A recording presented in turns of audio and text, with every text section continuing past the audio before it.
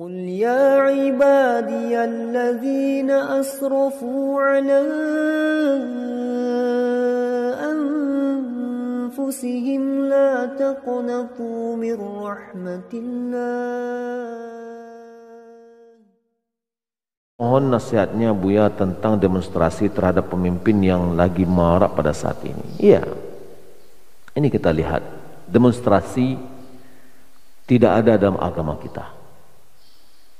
Yang ada dalam agama kita adalah menasihati dengan cara rahasia.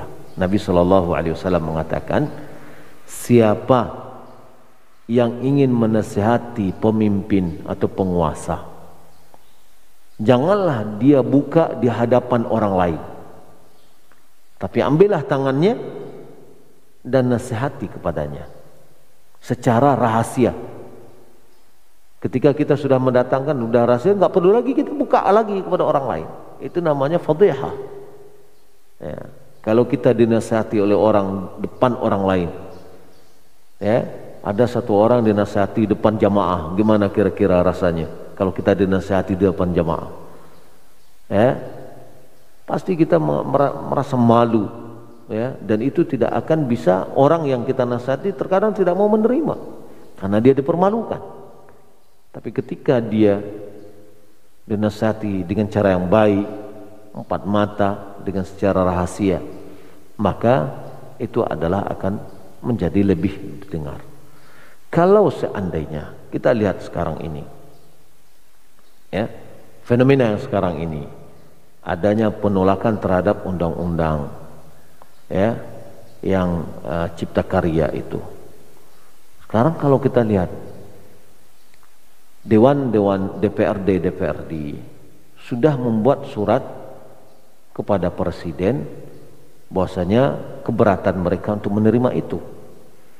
Gubernur khususnya di Sumatera Barat sudah mengirimkan surat kepada Presiden untuk hal itu, ya, untuk meninjau ulang. Lalu sekarang untuk apa lagi kita demo? Toh bukankah kita itu pergi ke sana pengen suara kita didengar, dan ini sudah dilakukan, ya. Nah, kemudian kalau kita lihat lagi dalam hal-hal yang lain, Nabi SAW pernah melihat orang berkumpul. Apa kata Nabi? Iyyakum wal julusa fit turuqat. Jauhilah oleh kalian duduk-duduk di jalan.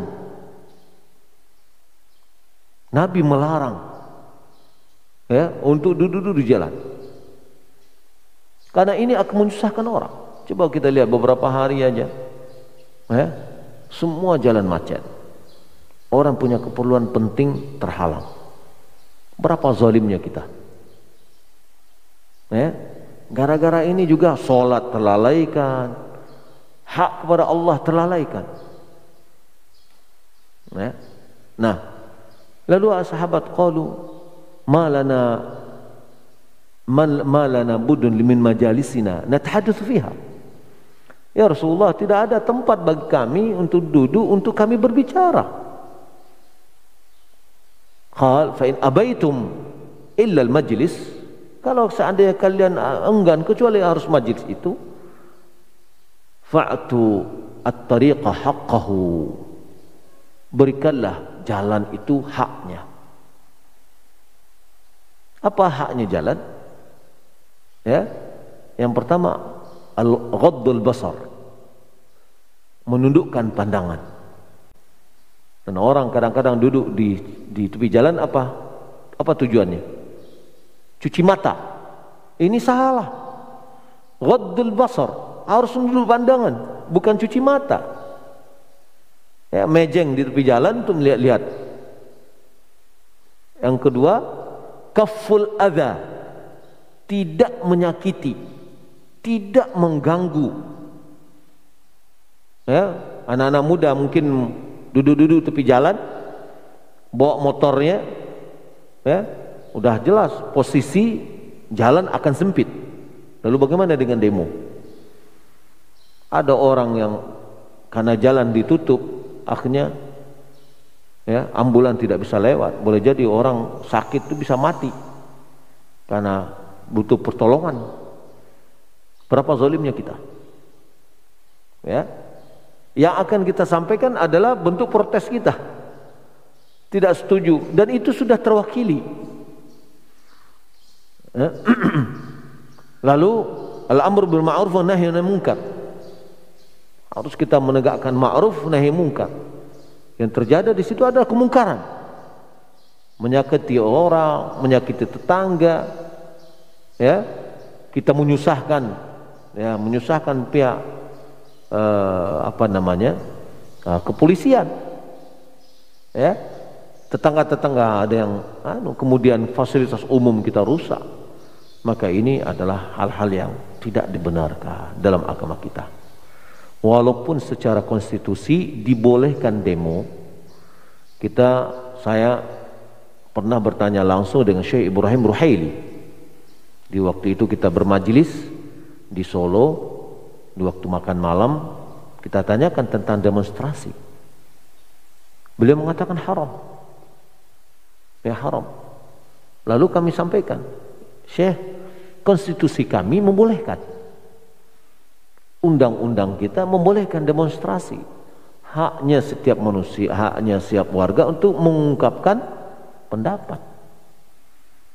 Lalu Syekh mengatakan, demo itu haram karena alasannya bla bla bla bla. Alasannya yang disebutkan tadi. Nabi melarang, ya, duduk atau mengganggu di jalan-jalan.